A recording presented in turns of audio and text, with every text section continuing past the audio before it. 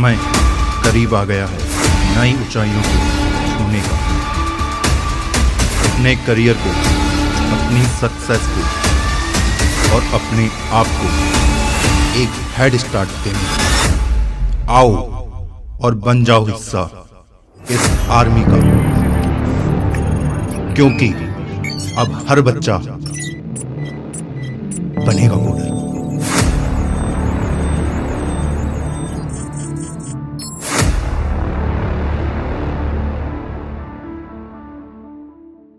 आज मैं आपको 5 बेसिक मैथ्स के फंक्शन ऐसे बताने वाला हूं, अगर आप उनके ऊपर कमांड हासिल कर लेते हैं तो भैया आप एक नॉर्मल कोडर से टॉप कोडर बन जाओगे बहुत इजीली। हम में से बहुत सारे लोगों को लगता है कि हमें हार्डकोर मैथ्स आनी चाहिए तभी हम एक टॉप कोडर या फिर एक टॉप प्रोग्रामर बन सकते हैं, इवन अगर हम सॉफ्टवेयर इंजीनियरिंग फील्ड में जॉब कर रहे हैं वहां भी। लेकिन सच्चाई ये है कि आप वहां भी बेसिक मैथ्स के फंक्शन ही यूज कर रहे होगे 90% ऑफ द टाइम। हाँ, अगर आप कोई ML या फिर डेटा साइंटिस्ट वाले रोल में है वहां में भी उसका यूज होता है उस लेवल पे, लेकिन एक नॉर्मल सॉफ्टवेयर इंजीनियर की लाइफ में उतना यूज नहीं होता है। तो अगर आपको ये मैथमेटिकल फंक्शन आते हैं तो आपकी जो प्रोग्रामिंग की लाइफ होगी वो बहुत ही ईजी हो जाएगी। जो हम सुनते हैं टाइम कॉम्प्लेक्सिटी, स्पेस कॉम्प्लेक्सिटी, आप यूं चुटकियों में उसको सॉल्व कर रहे होगे। तो यार इसका एक पहले एग्जांपल लिखते हैं। मान लो दो बंदे हैं, ले लेते हैं वही अपने प्राइम एग्जांपल बबलू भैया और गुड्डू भैया।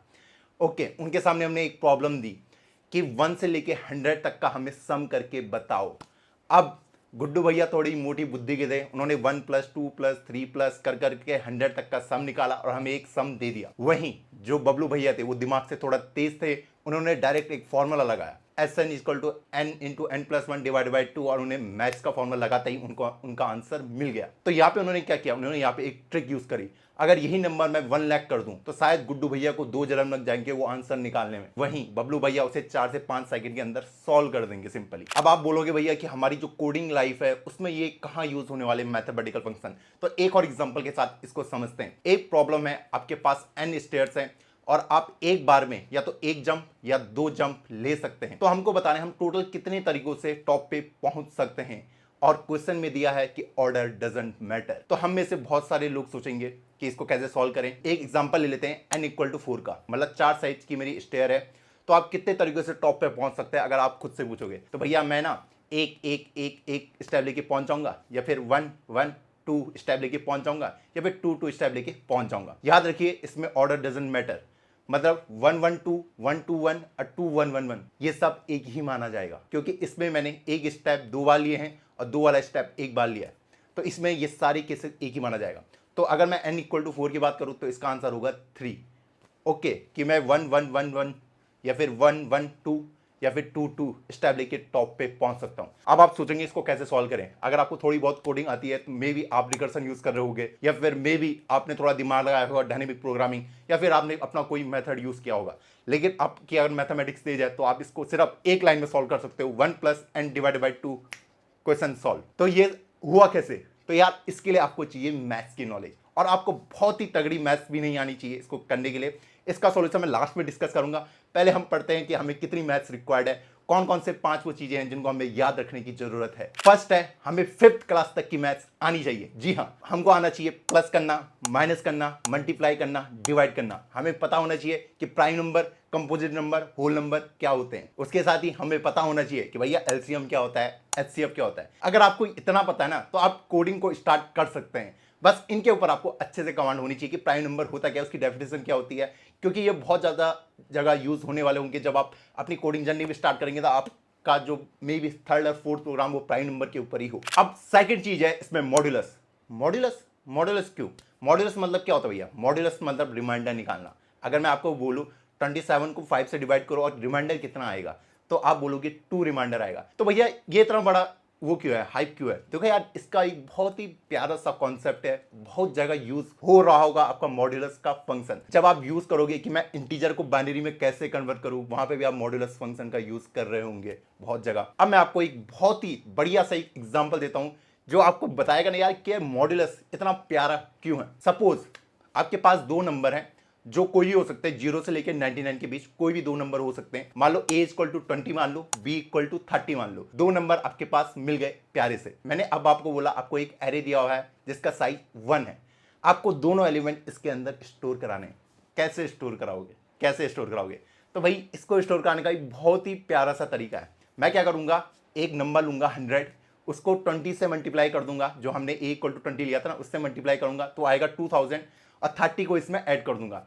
20-30 को मैं एरे के अंदर आराम से प्यार से स्टोर करा के रख दूंगा, बिल्कुल प्यार से। भाई तू रहे इसमें आराम से बैठ के। अब इन फ्यूचर अगर मेरे पास कोई इंसान आता है, बोलता है कि भाई मुझे बताओ कि मेरा पहला नंबर कौन सा था, दूसरा नंबर कौन सा था, तो मैं उसको चुटकी में बता दूंगा। मैं क्या करूंगा, 20-30 को पकड़ूंगा, 100 से डिवाइड कर दूंगा, तो मेरे पास जो आंसर आएगा वो 20 आएगा।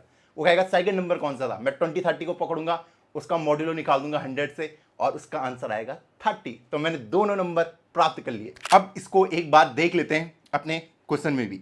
मान लो a इक्वल टू आपको दिया है 20, b इक्वल टू आपको दिया है 30, और दोनों नंबर की जो रेंज थी 0 से लेकर 99। मैंने जो नंबर उठाया है यहाँ पे वो उठाया है 100 को, ठीक है। मुझे पता है इसको मुझे एरे के अंदर स्टोर करना है, जिसका साइज है 1।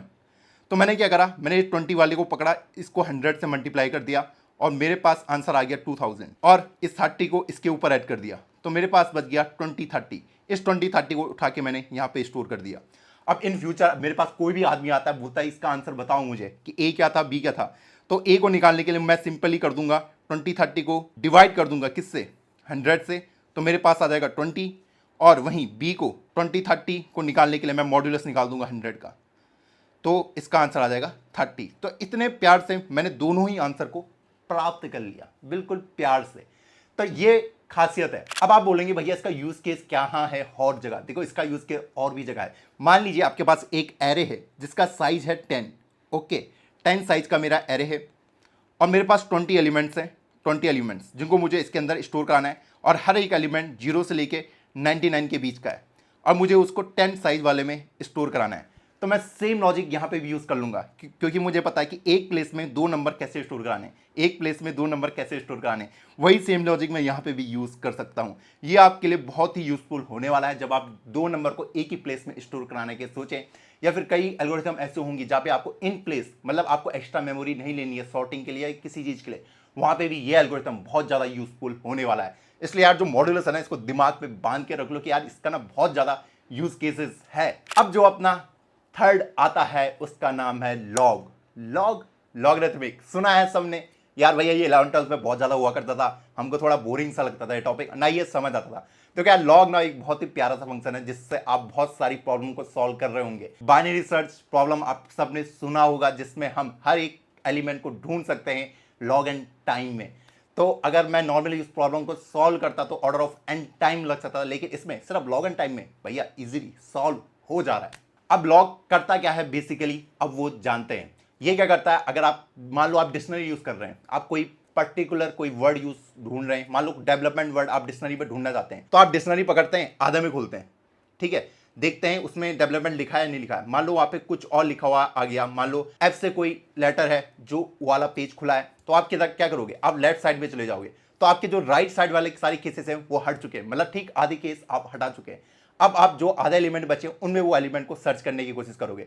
तो हर बार मैं चीज़ों को आधा आधा करता जाऊंगा, और फाइनली मुझे मेरा जो एलिमेंट जिसको मैं ढूंढ रहा था डेवलपमेंट, वो फाइनली मुझे मिल जाएगा। अगर मैं इसको एक मैथमेटिकल फंक्शन से बताऊं तो देखो इसमें सिंपली क्या हो रहा है, अगर मैं for integer i equal to 1 से i less than equal to n, i equal to i into 2 करूँ, तो इससे भी सेम चीज़ें होती हैं। मैं क्या कर रहा हूँ, i है 1 है, फिर i 2 बनेगा, फिर 4 बनेगा, फिर 8 बनेगा, फिर 16 बनेगा। तो आप देख पा रहे हैं ये हर बार खुद को डबल करते हुए चल रहा है, ठीक। तो एक टाइम ऐसा आएगा, अगर मैं इसको बोलूँ 2 की पावर 0, 2 की पावर 1, 2 की पावर 2, 2 की पावर 3, ऐसे करते करते ये 2 की power x equal to n बन जाएगा अप्रोक्सीमेटली, ओके।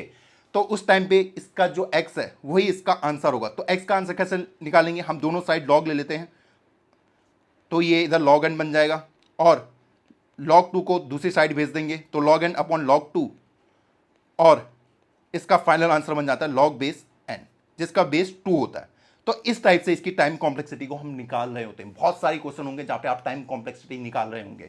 ये सिंपली क्या कर रहा है, हर बार वैल्यू को डबल डबल डबल करते हुए आगे बढ़ रहा है। अब ऐसा भी हो सकता है कि कोई बड़ा नंबर आपको दिया है, मान लो कोई बड़ा नंबर 32 दिया है, वो हर बार आधा आधा हो रहा है, तो 32 पहले 16 हो गया, फिर 8 हो गया, फिर 4 हो गया, फिर 2 हो गया, फिर 1 हो गया, तो इसमें भी आधा आधा आधा आधा करके घट रहा है, ठीक है। तो इसी कॉम्प्लेक्सिटी भी log n हो जाएगी, जिसका बेस होगा 2। अब क्वेश्चन में आपको ऐसा भी थोड़ा घुमा के दे सकता है कि कोई नंबर है वो i इक्वल टू 3, वो 3 गुना करके बढ़ रहा है, ठीक है। पहले 1 था, फिर 3 था, फिर 9 था, फिर 27। तो इसमें जो टाइम कॉम्प्लेक्सिटी हम निकाल रहे होंगे वो आएगी log बेस 3n। ओके, क्यों आ रही है? क्योंकि मैंने बोला 3 की power x equal to n हो जाएगा। फिर सेम मैं log लूंगा तो log लेते टाइम log 3 इधर आ जाएगा, log n इधर आ जाएगा। तो इस टाइप से ये प्रॉब्लम सॉल्व हो रही होती है। तो हमको एक बात चीज का बहुत ध्यान देना है कि उसका बेस है क्या। बहुत सारी प्रॉब्लम में आप इसको अप्लाई कर रहे होंगे। अब हमने बहुत सारी प्रॉब्लम सॉल्व करी, जैसे मर्ज सॉर्ट हो गया, क्विक सॉर्ट हो गया, वहां भी लॉग का बहुत प्यारा सा यूज हो रहा होगा। अगर मैं इसी के अंदर की थोड़ी और डिटेलिंग में जाऊं, आपने एक चीजें और देखी होगी, जब हम मिड वाला एलिमेंट ढूंढने की कोशिश करते हैं बाइनरी सर्च में, तो हम क्या करते हैं, mid equal to start plus end divided by 2। एक बहुत इंपॉर्टेंट कॉन्सेप्ट है इसके अंदर, वो भी अभी क्लियर कर लेते हैं। हम निकालते हैं मिड वाला एलिमेंट। जब भी मुझे निकालना होता है तो मैं एक स्टार्टिंग एलिमेंट ले लेता हूं, एक एंड एलिमेंट ले लेता हूं। अब बीच वाले एलिमेंट को हम ऐसे करके ढूंढ लेते हैं, लेकिन हमें पता है इसमें इंटीजर ओवरफ्लो की कंडीशन आ जाती है। इंटीजर ओवरफ्लो क्या होता है भैया, ये आप खुद देख रहा क्या होता है। तो हम इसको फिर ऐसे करके सॉल्व करने की कोशिश करते हैं कि start plus and minus start divided by 2। और एक तरीका ये है, दो तरीकों से हम इसको सॉल्व कर सकते हैं। आपने पहला तरीका और दूसरा तरीका जनरली दोनों तरीके देखे होंगे, लेकिन अगर मैं आपको बोलूं, अगर आप सेकंड वाला मेथड यूज करते हैं मर्ज सॉर्ट के ऊपर, तो शायद आपका आंसर गलत आएगा। शायद नहीं, कंफर्म आपका आंसर गलत आएगा। एक बार इसके ऊपर रिसर्च करना कि यार मेरा आंसर गलत क्यों आ रहा है, तो आपको इसका आंसर भी मिल जाएगा। और एक और बहुत प्यारी चीज, जब मैं लॉग और जो मैंने अभी मॉड्यूलस जो हमने डिस्कस कर रहे हैं, ये और कहां यूज होते हैं। मान लो आपके पास एक 2D एरे दिया है जो पूरी तरीके से सॉर्टेड है, मतलब 1 2 3 4 5 6 7 8 9 10 11 12 ऐसे करके आपको दे रखा है। आपको कोई एलिमेंट सर्च करना है उसमें, तो कैसे सर्च करोगे, तो वहां पे भी ये सेम कॉन्सेप्ट मॉड्यूलस वाला यूज हो रहा होगा। तो इस कॉन्सेप्ट को भूलना मत, लॉग और मॉड्यूलस को दिमाग के अंदर बैठा दो। चौथा है अपना फैक्टोरियल। जी हाँ, फैक्टोरियल भैया यार पढ़ा हुआ है, 1 factorial 1 2 factorial 2 3 factorial 6 4 factorial 24 5 factorial 120, ऐसे हम निकालते जाते हैं हर क्वेश्चन को। 0 फैक्टोरियल क्या होता है भैया, 1 होता है। क्यों होता है भैया, पता नहीं, इसको भी ढूंढने की कोशिश करना। जब तक एक्सप्लोर नहीं करोगे तब तक सीखोगे नहीं। तो यार हमें फैक्टोरियल के बारे में भी नॉलेज अच्छी खासी होनी चाहिए। अब इसको कैसे सीख सकते हैं, मान लो आपको 4 डिजिट का नंबर बनाना है और आपके पास एलिमेंट है 5 6 7 8, ओके, और आपको कोई भी नंबर आप 2 बार यूज नहीं कर सकते। तो कितने तरीके हैं आपको वो 4 डिजिट का नंबर फॉर्म करने का। तो मैंने बोला आपको 4 डिजिट का नंबर बनाना है और आप जो एलिमेंट इस्तेमाल कर सकते हैं 5 6 7 8 को, और इसमें जो रिपीटिशन है वो बिल्कुल भी अलाउड नहीं होगी। तो कितने तरीके होंगे, पहले वाले पोजीशन में 4 एलिमेंट, अगले में 3, अगले में 2, अगले में 1। इस तरीके से मैं निकाल सकता हूँ कि मेरे पास 24 डिफरेंट टाइप के नंबर जनरेट कर सकता हूँ। तो यहाँ पे हमारा फैक्टोरियल का बहुत ही बढ़िया कॉन्सेप्ट यूज हुआ है। अगर मैं सेम कहानी आपको बोल दूं कि रिपीटेशन अलाउड है, तो आप क्या करोगे कि पहले पोजीशन में चारों नंबर, अगले में भी चारों, अगले में भी चारों, और वो आ जाएगा 4 की पावर 4। इस टाइप से आपकी जो कॉन्सेप्ट है वो क्लियरिटी होनी चाहिए। इसी के अंदर आपको पता होना चाहिए यार परम्यूटेशन कॉम्बिनेशन क्या होते हैं, या आपके यूज हो रहे होंगे कहाँ पे भैया, जब मैं नंबर ऑफ सबसेट बोलूं या फिर फाइंड ऑल द परम्यूटेशन। इस टाइप के क्वेश्चन आपको कोडिंग में आएंगे, और ये डायरेक्टली नहीं पूछेगा आपको इनडायरेक्टली घुमा के पूछ रहा होगा क्वेश्चन। अगर आपको फैक्टोरियल के ऊपर कमांड है तो भैया आपकी लाइफ बहुत इजी बनने वाली है। और अगर आप फैक्टोरियल के साथ ही जो हमारे बेसिक से मैथ्स के फंक्शन होते हैं, AP arithmetic progression, GP geometric progression, अगर इनके कॉन्सेप्ट को भी समझ लेते हैं, इनके जो फॉर्मूले हैं, तो भाई आपकी जो कोडिंग जर्नी है ना भाई ऐसे स्मूथ हो जाएगी, आपको यकीन ही नहीं आएगा। अब जो पांचवा है अपना लास्ट, वो है एक्सपोनेंशियल। नाम सुन के ही लग रहा है एक्सपोनेंशियल, बढ़ रहा है बहुत तेजी से बढ़ रहा है, जैसे कोरोना बढ़ रहा था एक टाइम पे। तो यार एक बार मुझे याद है कि हम 7th और 8th क्लास में थे, हमारे क्लास में एक टीचर आए थे, उन्होंने हमसे एक क्वेश्चन पूछा था, मैथ्स के टीचर थे। उन्होंने कहा एक आपके पास जादुई जादूगर है, ओके, उसके पास एक कपड़ा है 1 मीटर का, अब वो कपड़ा हर दिन डबल होता जाता है, हर दिन डबल होता जाता है, ठीक है, और 30 दिन में वो कपड़ा अपनी फुल लेंथ में पहुंच जाता है, ओके। तो वो टीचर में बोलते हैं कि उस कपड़े की लेंथ ठीक आधी किस दिन पे रही होगी। तो भाई हमने सोचा, हमने फटाक से आंसर दिया, सर 15 डेज। सर ने बोला गलत जवाब, बेइज्जती हो गई क्लास में। तो उसका आंसर था 29। अब में से बहुत सारे बच्चों ने गैस कर भी लिया होगा। अब ऐसी एक और स्टोरी हम में से बहुत सारे लोगों ने सुनी होगी। एक बार एक राजा रहता है, उसे बहुत घमंड हो जाता है, लेकिन वो दानवीर भी रहता है। तो उसके दरबार में एक इंसान आता है उसको सबक सिखाने। तो वो राजा से एक चीज मांगता है, वो कहता है यार राजा जी मैं आपसे एक चीज मांगना चाहता हूं। वो कहता है क्या? वो कहता है कि आप मुझे रोज 1 रुपए देना, ठीक है, और ये काम आपको 31 दिन तक करना है। राजा कहता है चलो ये तो बहुत बढ़िया बात है। वो कहता है पर इसमें एक शर्त है। वो कहते हैं क्या कि अगर आप मुझे आज 1 रुपये दोगे तो कल उसका डबल 2 रुपये, अगले दिन 4 रुपये, अगले दिन 8 रुपये। तो राजा बोलता अच्छा इतनी तो प्रॉब्लम है। उसने कहा जा दे दिया। तो भाई जब 31 डे कंप्लीट हो जाते हैं तो भाई राजा घबरा जाता है। उसके जो पॉकेट से 100 करोड़ रुपए उससे 31 डे पे उसको देने पड़े थे। तो आप देख रहे हो एक्सपोनेंशियल का कितना तगड़ा कमाल होता है। तो यार हमें एक्सपोनेंशियल की नॉलेज भी अच्छी खासी होनी चाहिए। जब हम रिकर्सन यूज कर रहे होते हैं उस टाइम पे हमारी जो टाइम कॉम्प्लेक्सिटी होती है वो एक्सपोनेंशियल या फिर फैक्टोरियल लेवल तक पहुंच जाती है। उसको कैसे टॉप डाउन में कन्वर्ट करें, टॉप डाउन से बॉटम अप से और ऑप्टिमाइज करके एक बढ़िया सा सॉल्यूशन हम कैसे निकालें। अब भैया एक जनरल लाइफ का एग्जांपल दिखाओ। देखो जैसे हमने कोरोना देखा, कोरोना की महामारी आई, एक इंसान को, एक ने 2 को फैलाया, उन 2 ने 4 को फैलाया, 4 ने 8 को, 8 ने 16 को। तो क्या हुआ, पूरी दुनिया में कोरोना धीरे धीरे फैलता रहा। ठीक, तो ये इतना फास्ट फैला इसने जो हमारी आबादी थी। ठीक, आप खुद देखोगे ये कोरोना जिस स्पीड से फैल रहा था तो उसमें उन्होंने क्या किया कि भाई सबको घर पे रखो तभी हम बच सकते हैं। तो यार जो एक्सपोनेंशियल वाली जो हमारी प्रॉब्लम होती है, एक बहुत फेमस प्रॉब्लम है ट्रैवलिंग सेल्समैन प्रॉब्लम। वो बहुत ही मशहूर प्रॉब्लम है। उसमें ये है कि एक इंसान है, ठीक है, उसको सारी सिटी को विजिट करना है और हर एक सिटी पे वो एक ही बार जाएगा, मतलब कुछ सामान बेचने, और लास्ट में जहां से वो आया है वहीं पे वो एंड होगा। तो भाई अभी तक जो इसका सॉल्यूशन निकला है वो एक एक्सपोनेंशियल टाइम निकला है। अगर कोई इसका सॉल्यूशन पॉलिनोमियल टाइम में लिया, n स्क्वायर लिया, n क्यूब लिया, n की पावरफुल लिया, कुछ भी लिया है, तो भैया उसके लिए ना एक बहुत बड़ा प्राइस रखा हुआ है कि भाई तुम्हें इतने पैसे मिलेंगे। बहुत बढ़िया प्राइस है, क्योंकि जो ट्रैवलिंग सेल्समैन प्रॉब्लम है ये जनरल लाइफ की प्रॉब्लम है। तो पहले हमें समझना पड़ेगा कि एक्सपोनेंशियल टाइम क्या होता है। वो हम समझ चुके हैं कि वो बहुत तेजी से बढ़ता है, और उसके बाद उसको घटा के एक पॉलिनोमियल टाइम में हम कैसे कन्वर्ट कर सकते हैं। तो अगर आपको इन 5 बेसिक मैथ्स प्रॉब्लम की नॉलेज है तो भैया मैं बता रहा हूं आपको एक टॉप कोडर बनने से कोई नहीं रोक सकता। अब हमने जो कोड पहले देखा था, जो एक प्रॉब्लम हमने देखी थी कि हमारे पास n स्टेयर थे, हम एक बार में 1 स्टेप या 2 स्टेप ले सकते हैं, कितने तरीकों से हम टॉप पे पहुंच सकते हैं। अब उस पे वापस आते हैं। अगर हम उससे नॉर्मली कोड लिखने जाएं तो उसकी जो टाइम कॉम्प्लेक्सिटी निकलेगी वो एक्सपोनेंशियल टाइम कुछ भी आप निकाल सकते हैं, या फिर आप ऑर्डर ऑफ n टाइम या n स्क्वायर जिसमें भी आप सॉल्व कर सकते हैं। लेकिन वो कोड सिर्फ एक लाइन और ऑर्डर ऑफ 1 टाइम में सॉल्व हो सकता है। कैसे? देखो यार सिंपल सा कॉन्सेप्ट है। मेरे पास स्टेयर ऐसे करके दी हुई है, अगर आपको दिख रही होंगी, ठीक है।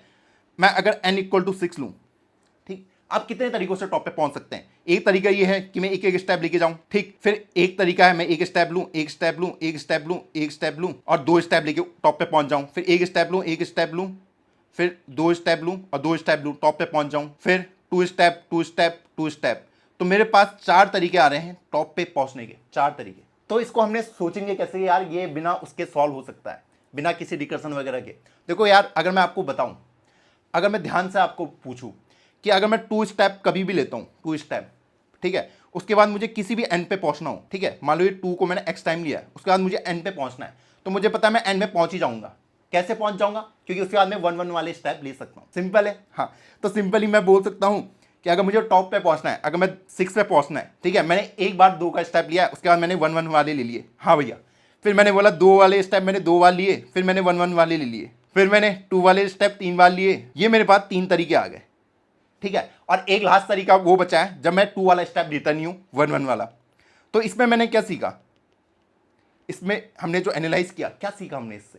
हमने देखा यार सिंपली इसको देखा कि भाई 2 वाला हम कितनी बार चला सकते हैं, कितनी बार, ठीक है। तो मैंने देखा जो 2 है, 1 बार आया, 2 बार आया, 3 बार आया इस वाले क्वेश्चन में, ठीक है। 8 वाले में कितनी बार आएगा? 2 वाला, 2 1 बार आ सकता है, 2 स्टेप 2 बार आ सकते हैं, 2 स्टेप 3 बार आ सकते हैं, 2 स्टेप 4 बार आ सकते हैं। तो मैं बोल सकता हूं कि n/2 टाइम मैं 2 स्टेप ले रहा हूँ, और उसके बाद मुझे पता है मैं टॉप पे पहुंच जाऊंगा 1 स्टेप लेके, ठीक है। और एक स्टेप होगा जब मैं 2 वाला स्टेप मैंने एक बार भी नहीं लिया। इस टाइप से हमने इस प्रॉब्लम को सिंपली रिजॉल्व कर दिया 1 + n/2 टाइम में। तो हमको उतना बड़ा सोचना ही नहीं पड़ा जितना हम अपने दिमाग में एक हवा बना के चल रहे थे। तो इतनी बड़ी प्रॉब्लम को हमने इसे छोटे से में तोड़ दिया। तो भाई अगर आपकी मैथ्स अच्छी है तो भाई आपकी जो जर्नी है कोडिंग की वो बहुत स्मूथ होने वाली है। मैं जानता हूं आप में से बहुत सारे बच्चे 15 अगस्त का वेट कर रहे हैं। मैं आपको प्रॉमिस करता हूं कि आपका दिमाग उस दिन हिल जाएगा। आप सोचोगे कि यार क्या ये भी पॉसिबल है यूट्यूब पे, और वो कुछ भी पेड नहीं है। अगर आपको इस वीडियो से रिलेटेड कोई भी डाउट है, कमेंट सेक्शन नीचे खुला है। आज मैंने बहुत ज्यादा डिटेल में बहुत सारी चीजों को इन डिटेल डिस्कस भी नहीं किया, ओके, उसको हम आगे कभी डिस्कस करेंगे। तो आपको अगर कोई भी डाउट है नीचे कमेंट सेक्शन खुला है, पूछो, पूछने में क्या जाता है। तो मिलते हैं किसी नई वीडियो में, तब तक के लिए bye bye. Take me back to a place where I felt at home. Take me back to a day when we weren't alone.